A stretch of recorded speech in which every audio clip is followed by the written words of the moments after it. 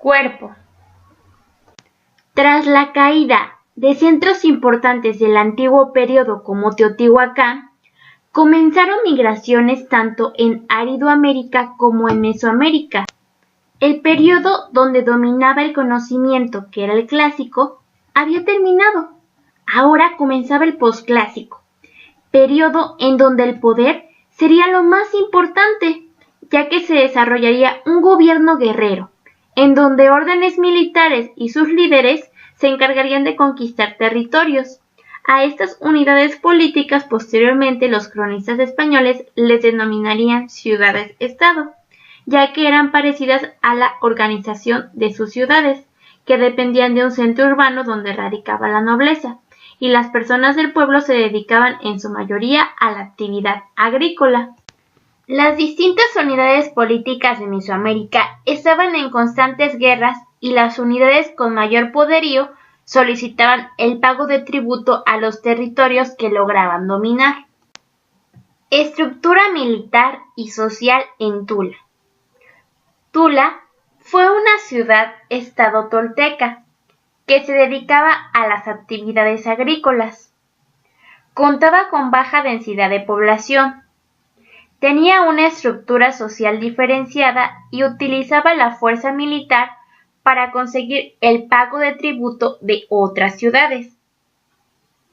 Las ciudades a las que dominaba le proporcionaban sus productos locales o contribuían a la elaboración de armas, que le servirían a los migrantes toltecas en su objetivo de dominar otras regiones. Tula comenzó a pedir tributo principalmente porque comenzaron a tener carencias de recursos, así que buscaban en otros lugares recursos agrícolas y mineros. Debido a su expansión militar, los teotihuacanos llegaron a tener contacto en el área huasteca, el Tajín y la península de Yucatán. La estructura social tolteca se sabe debido al tipo de residencia. En la plaza principal de Tula o cercanías se encontraron dos tipos de residencia que pudieron pertenecer a la clase gobernante. En estas residencias se encontraron 3 niveles, lo que puede ser indicador de estatus, y también se cree que la jerarquía se establecía según el parentesco. En las personas del pueblo que no pertenecían a la élite vivían en departamentos o también llegaban a habitar en conjuntos de casas que se localizaban en un patio central. Estructura militar y social en la zona maya. La mezcla de toltecas con los itzáes, individuos del territorio maya que anteriormente habían conquistado estas tierras, se les denominó toltecuitzáes. Ellos sustituyeron el gobierno de los reyes por un consejo de nobles. Los gobernantes toltecuitzáes solicitaban el tributo en especie y trabajo a los mayas nativos, pero esto con el tiempo empezó a ocasionar conflictos internos debido al descontento de los dominados.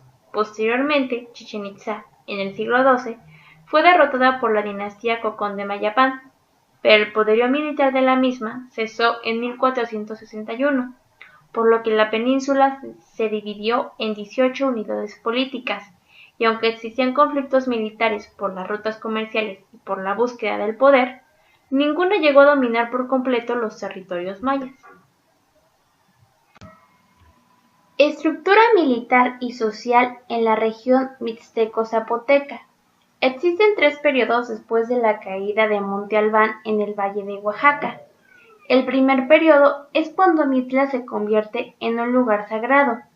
En el clásico se caracterizó por tener un gobierno teocrático. Sin embargo, en el posclásico se separaron las funciones sacerdotales de las del gobierno. El segundo periodo es cuando en el siglo XIV las élites mixtecas, que quizá provenían de Teotihuacán, lograron conquistar Zaachila y desterraron a su gobernante, que posteriormente, en Tehuantepec, buscó recuperar el control, pero no lo logró. El dominio mixteco siguió extendiéndose, y se cree que pudieron haber introducido sus ideas o conquistado Mitla por un lapso corto, dominando la parte occidental del valle, y su centro político fue Cuilapan, El tercer periodo es cuando los mexicas dominaron Cuilapan, Zaachila y Mitla.